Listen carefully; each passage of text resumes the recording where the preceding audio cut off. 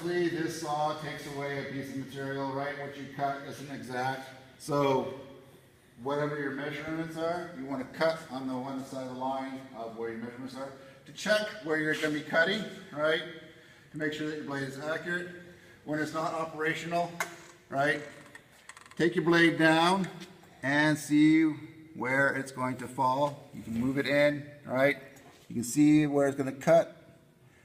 So right there, I can see that it's going to cut on the line, right? Let it back up. My locking mechanism right here.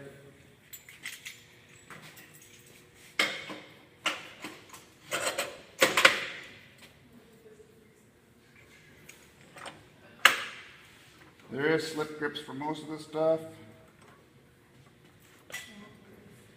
Push it into place, make sure it's clamped.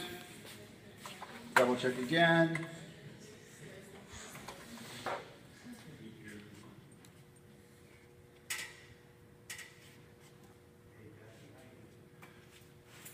If you did have longer pieces that were out past here, you would obviously hold it while you're cutting, right?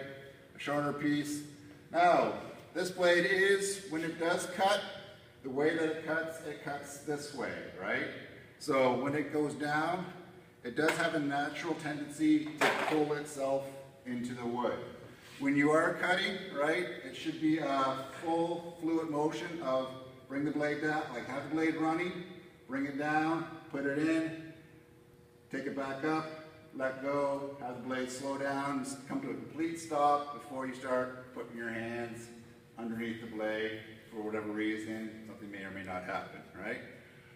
So this thing is noisy. If you are so sensitive that you do need ear protection, you can put ear protection in, but it's not the worst thing if you're just doing one or two cuts.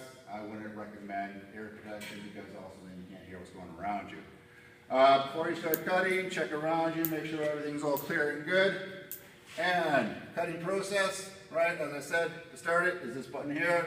Well, it's a combination of having your, basically, you put your palm over the button, right? That engages or releases the safety, and then you pull back on the trigger at the back of this thing. So, operate.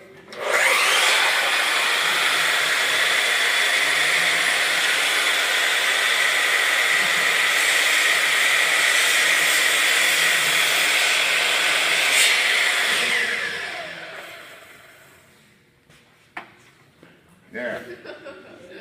It's not terribly loud, but that's your uncle.